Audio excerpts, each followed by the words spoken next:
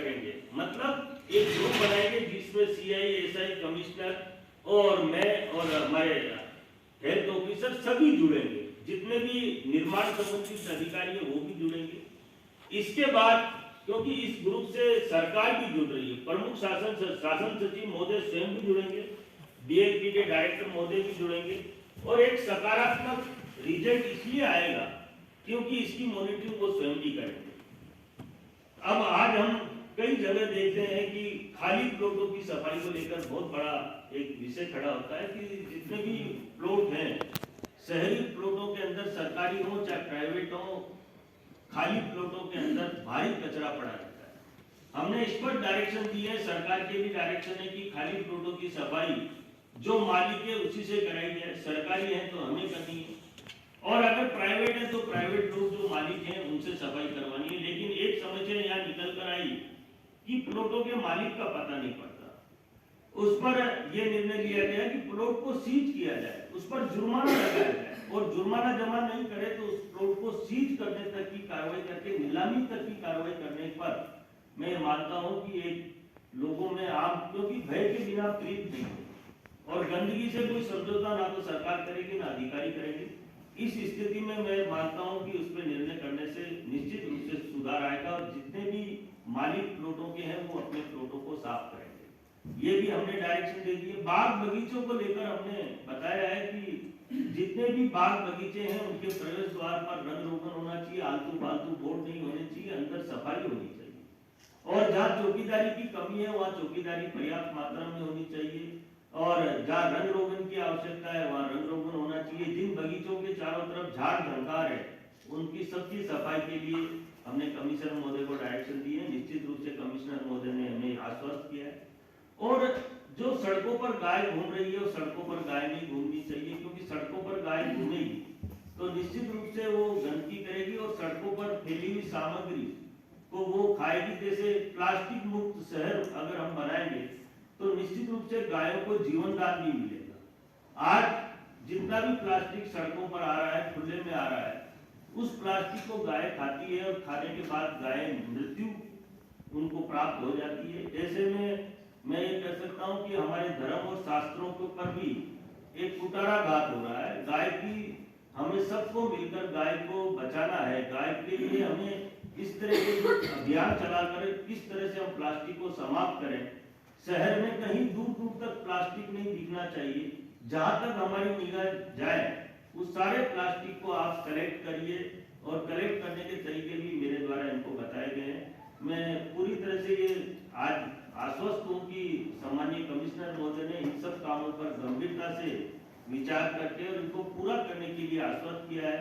कई समस्या जैसे रोड लाइट को लेकर भी बहुत सारी समस्या है, हमने इनको कहा है कि रोड लाइट की जो भी समस्या है 24 घंटे में निस्तारण होना चाहिए और शिकायतकर्ता को, जो शिकायत करता है 24 घंटे अगर लाइट 24 घंटे में लाइट चालू नहीं होती है तो उसको 25 रुपया प्रतिदिन प्रति पोल के हिसाब से इनाम देना चाहिए और ठेकेदार के 50 रुपए काटने चाहिए। उससे ठेकेदार भी पाबंद हो जाएगा और क्योंकि हमारे जब 50 रुपए हम ठेकेदार के काटेंगे और 25 रुपए हम संबंधित शिकायतकर्ता को देंगे तो जनता भी जागरूक होगी और निश्चित रूप से इसमें बदलाव आएगा। आज कर्मचारियों ने भी इस बात को लेकर आश्वस्त किया है कि हम जो निरीक्षण करेंगे उसमें किसी भी प्रकार की कोताही और लापरवाही नहीं बरतेंगे। तो ये सभी बातों पर चर्चा हुई है। मैं आपको, क्योंकि मीडिया के बिना किसी भी शहर का मैं ये कह सकता हूँ विकास ही नहीं, शहर आगे नहीं बढ़ सकता। आज हम देख रहे हैं कि जैसे एलिवेटेड ब्रिज बन रहा है, उसके नीचे जो सड़कें टूटी हुई है वो सड़कें टूटी हुई नहीं होनी चाहिए।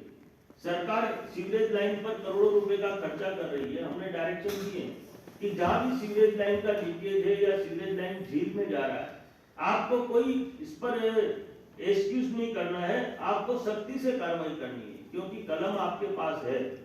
अगर हमारे एलिवेटेड ब्रिज के नीचे अगर सड़क टूटी हुई है और वाहनों को आने जाने में दिक्कत हो रही है तो ऐसे में डामर कराना बहुत आवश्यक है। सड़क टूटी हुई है, विकास की बातें कर रहे हैं, हम विकास कर भी रहे हैं, लेकिन उससे अगर जनता को कोई तकलीफ आ रही है तो उस विकास होना नजर आता है। सीवरेज लाइन को लेकर भी हमने बताया है कि कहीं भी सीवरेज लाइन वालों ने अगर लाइनें खोद रखी है तो तो सबसे पहले प्राथमिकता पर उन लाइनों को पर डामर कराया जाए या सीसी कराया जाए, पहले उनकी रिपेयरिंग कराया जाए, उसके बाद नया कार्य कराया जाए। इस तरह से हमने सभी पॉइंटों पर चर्चा की है और मैं आज पूरी तरह से आप लोगों से निवेदन करता हूं कि स्वच्छ भारत मिशन में, क्योंकि मीडिया का एक रोल, अपना बहुत बड़ा रोल रहता है कि मीडिया जब कर्मचारी काम करता है या अधिकारी काम करवाता है तो काम में कई बार ऐसा भी होता है कि काम करने वालों से गलती भी हो जाती है। और स्वच्छता तो एक ऐसा विषय है, अगर हमने कहीं स्वच्छता की और स्वच्छता झाड़ू निकालने के बाद कोई आदमी अगर कचरा डाल देता है तो वो गंदा नजर आता है। ऐसे में आप लोगों को पहले निगम को सूचना देनी चाहिए कि यहाँ गंदगी, उसको छापने से पहले एक मौका निहायत जरूरी है कि निगम के अधिकारियों या कर्मचारियों को मिलना चाहिए। तो निगम के अधिकारी और कर्मचारी आपकी बात को सर, मैं आज की इस कार्यशाला को आयोजित करने के बाद पूरी तरह से आश्वस्त हूँ और आपको विश्वास दिला सकता हूँ कि कल से आने वाले समय से बहुत जल्दी गीला और सूखा कचरा अलग अलग आएगा, कहीं प्लास्टिक नजर नहीं आएगा, कहीं सड़कों पर गाय घूमती हुई नजर नहीं आएगी और हमारे खाली प्लॉट बिल्कुल साफ चकाचक नजर आएंगे और बाग बगीचे जिनकी दिशा और दशा मुझे बोलना नहीं चाहिए, लेकिन हाँ जो है वो है। हमने कुछ बगीचे अच्छे बना दिए, लेकिन जो बगीचे अच्छे नहीं बने उनको निश्चित रूप से आज कमिश्नर साहब ने मुझे आश्वस्त किया कि बहुत जल्दी हम इन बगीचों को भी सुंदर बना देंगे। इस तरह से स्वच्छ भारत मिशन की आज की ये कार्यशाला मैं ये मानता हूँ कि पूरी सफलता के चरम सीमा पर है और निश्चित रूप से इसमें शहर की जनता को भी लाभ होगा और स्वच्छ भारत मिशन के अंदर उदयपुर एक नया कीर्तिमान हासिल करेगा। इसमें आप कोई संदेह करने की, कचरा मैं ये कहता हूं कि अगर आप देखिए कचरा उठाने वाली गाड़ी जो प्राइवेट गाड़ी है, प्राइवेट लोग हैं, हम कम से कम इतना जरूर देखिए, अगर हम सहयोग नहीं करेंगे तो शहर हमारा स्वच्छ नहीं बनेगा। मैं उस कंडीशन में बता रहा हूं सर, जो वर्किंग वुमेन्स हैं एग्जैक्टली मैडम इस पर विश्वास किया। मेरा विषय भी है कि किस तरह से हम शहरों को स्वच्छ बनाएं, लेकिन करवाना इनको ही है। मैं करवा नहीं सकता, मैं कह सकता हूँ ऊपर बात पहुंचा सकता हूँ। आपने जितनी भी बातें की है, मैं सारी बातें मैंने नोट कर ली है और मैं आपको विश्वास के साथ कह सकता हूँ इन सब बातों पर क्रियान्वित होगी, क्योंकि मुख्यमंत्री जी कार्यालय नियम बाजार में बिकता है, सब जानते हैं। अखबार सड़कों पे नहीं मिलेगा, क्योंकि बिकता है। प्लास्टिक इसलिए सड़कों पे मिल रहा है कि वो उसको खरीदार नहीं मिल रहा है। खरीदार इसलिए नहीं मिल रहा है कि ये क्वांटिटी में, ये रिसाइकलिंग होता है। आप मुझे बताओ, चलिए शहर के अंदर जिस दिन प्लास्टिक कलेक्ट होने लग जाएगा, मतलब लोग आप कलेक्शन करने लग जाएंगे पूरे प्लास्टिक का, तो ये ऑटोमेटिकली बिकने लग जाएगा। इसको खरीदने वाले लोग अपने आप ही चले जाएंगे। लेकिन इसको कलेक्शन क्या, जैसे अब 4 थैली अगर किसी ने कलेक्शन कर ली या आधा किलो बहुत प्लास्टिक हो जाता है, आधा किलो में कितनी थैली आ जाती है, आप कल्पना करो। तो प्लास्टिक जब तक कलेक्शन नहीं होगा तब तक बिक नहीं सकता, रिसाइकलिंग हो नहीं सकता, क्योंकि इसको कलेक्शन करने का भी तो खर्चा लगेगा ना। गाड़ी घर घर जाएगी और गाड़ी को अगर 5 किलो प्लास्टिक नहीं मिला तो गाड़ी का डीजल ही मादे पड़ जाएगा। इस पे बहुत काम किया हमने, लेकिन सक्सेस नहीं हो पाई। ईमानदारी की बात तो ये हमने गाँव। सबसे पहले तो मैं सभी मीडिया साथियों का बहुत बहुत धन्यवाद और आभार व्यक्त करना चाहता हूँ। आज की इस कार्यशाला में स्वच्छ भारत मिशन शहरी क्षेत्र को लेकर अनेकों विषयों पर काफ़ी गंभीरता से चर्चा हुई है। हमारा जो स्वच्छता सर्वेक्षण बहुत जल्दी नज़दीक आने वाला है। राजस्थान के यशस्वी मुख्यमंत्री चाहते हैं कि राजस्थान स्वच्छता में अव्वल आए। दूसरे स्टेटों के वनस्पत हम थोड़ा पीछे हैं। इसी को लेकर राजस्थान के यशस्वी मुख्यमंत्री ने कुछ डायरेक्शन दिए। स्वच्छता की यहाँ ताकत को हमें समझना होगा, क्योंकि देश के यशस्वी प्रधानमंत्री भी बार बार स्वच्छता का संदेश दे रहे हैं और ये स्वच्छता आम जन के लिए बहुत आवश्यक है, क्योंकि इससे न केवल आदमी स्वस्थ रहता है बल्कि लंबी उम्र तक जीता है। और हमारे देवी देवताओं का भी सबसे प्रिय विषय है स्वच्छता। इसलिए आज इसकी कार्यशाला में जो भी चर्चा हुई है, क्योंकि मेरे को इस चीज़ का बहुत अच्छा अनुभव है और मैं लंबे समय से स्वच्छ भारत मिशन पर 2015 से काम कर रहा हूँ। मैंने देखा है कि शहरों में क्या क्या आवश्यकता है और कहाँ कहाँ लापरवाही है और उसको कैसे सुधारा जा सकता है।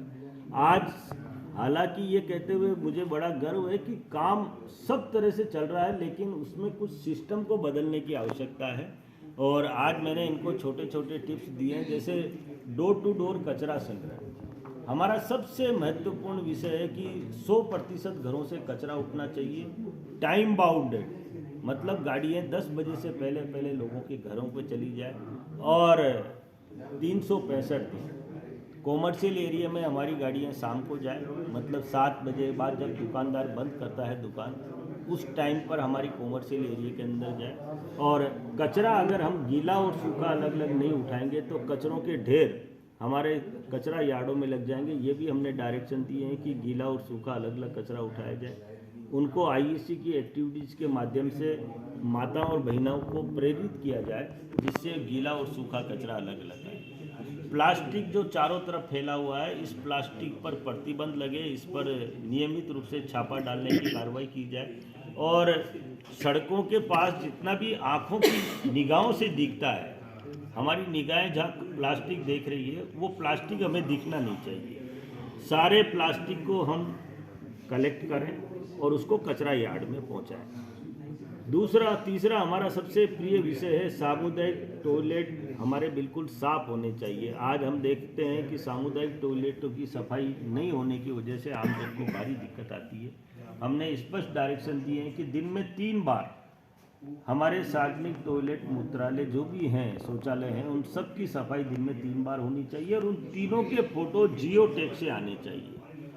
रात्रि स्वीपिंग, हमारी कॉमर्शियल एरिया के अंदर रात्रि को सफाई होनी चाहिए। हमारी सड़कों पर लाइटें 365 दिन और 100% जलनी चाहिए। अगर कोई शिकायत दर्ज कराए तो तुरंत उस पर उसकी पालना होनी चाहिए। सड़कों पर गायें नहीं घूमनी चाहिए। हमारे बाग बगीचे, जो बार बार हम मीडिया में पढ़ते हैं कि बाग बगीचों में कुत्ते घूम रहे हैं, इस बात को लेकर शहर बहुत चिंतित है। मैंने माननीय कमिश्नर महोदय को डायरेक्शन दिए कि बाग बगीचे के अंदर रंग रोगन होना चाहिए, टूट फूट नहीं होनी चाहिए, झूले अच्छे होने चाहिए, फाउंटेन होना चाहिए। और कई बगीचों के चारों तरफ जो झाड़ झंकार है, जैसे गोवर्धन सागर बगीचे के चारों तरफ झाड़ियाँ लगी हैं, मतलब लोग भयभीत रहते हैं कोई पशु पक्षी अंदर नहीं आ जाए जो डैमेज कर सकता हो। तो ऐसे में हमें बाग बगीचों की सुंदरता, अच्छी घास हो जिससे लोग जाकर वहाँ बैठे मनोरंजन करें, बच्चे वहाँ पर आ जाएं। इसके अलावा भी हमने सड़कों की नालियाँ और सड़कों की स्थिति अच्छी होनी चाहिए। एलिवेटेड ब्रिज जो हमारा बन रहा है, उसके नीचे सड़क अक्सर टूटी रहती है, तो उसको ठेकेदार को पाबंद किया जाए। ट्रैफिक हमारा व्यवस्थित चले। सीवरेज की लाइन को लेकर बार बार मीडिया में पढ़ते हैं कि सीवरेज का पानी झील में जा रहा है, सीवरेज का पानी सड़कों पे आ रहा है। इस चीज़ की पुनरावृत्ति नहीं होनी चाहिए और इस पर सख्ती से काम होना चाहिए। सड़कें अगर खुदी हुई है और सीवरेज लाइन वाला आगे बढ़ रहा है तो उसे रोककर पहले सड़कों की मरम्मत करवानी आवश्यक है, जिससे आम जन को राहत मिले। सरकार करोड़ों करोड़ों के बजट इस बात के लिए देती है कि जनता सुखी हो, जनता को आराम मिले, लेकिन छोटी छोटी लापरवाहियों पे चलते हुए जनता हमारे कामों से खुश तो नहीं होती, बल्कि जनता हमारे कामों से परेशान होती है। ऐसे में हमें सख्ती से निर्णय लेने की आवश्यकता है। इन सारी बातों की चर्चा हमारे द्वारा सम्मानीय कमिश्नर महोदय से की गई है और आज की इस कार्यशाला से मुझे पूरा विश्वास है, क्योंकि इसमें CI SI सारे बैठे हुए थे। बाग बगीचों को देखने वाली मैडम भी यहाँ उपस्थित थी। तो सुधार तो आना है और निश्चित रूप से सुधार आएगा तो उदयपुर जो पर्यटक नगरी है, दुनिया में झीलों की नगरी से जानी पहचानी जाती है। मैं आज विश्वास के साथ कह सकता हूँ कि स्वच्छता में वो ताकत है। जितना टूरिस्ट आज उदयपुर में आ रहा है, आने वाले समय में अगर हमने शहर को स्वच्छ बना दिया, कहीं गंदगी दिखने नहीं मिली, तो आने वाले समय में यहाँ टूरिस्ट डबल हो जाएगा। जितना टूरिस्ट यहाँ आ रहा है उसका डबल टूरिस्ट यहाँ हो सकता है, बशर्ते हम शहर को स्वच्छ बनाएं। क्योंकि हमारी निगाहें, एक गरीब की निगाहें हो चाहे अमीर की निगाहें हो, छोटे की हो चाहे बड़े की हो, नेता की हो चाहे सरकारी अधिकारी की हो, सबकी निगाहें अच्छा देखती है, सुंदर देखना चाहती है, गंदगी कहीं नहीं देखना चाहती। और जिस शहर में गंदगी नहीं होती उस शहर में देवी देवताओं का वास होता है। इसलिए हमारे धर्मों में और शास्त्रों में भी लिखा हुआ है कि हर व्यक्ति को अपनी जिम्मेदारी का निर्वहन ईमानदारी से करना चाहिए। अगर निकायों के अधिकारी अगर ईमानदारी से अपना काम करेंगे तो ये शहर 100% स्वच्छ बनेगा और टूरिस्टों का यहाँ तांता लगेगा और ये शहर स्वच्छ नगरी से झीलों की नगरी से जाना जाएगा। द कलर्स 18 उदयपुर न्यूज़ को सब्सक्राइब करें और हमेशा अपडेट रहिए।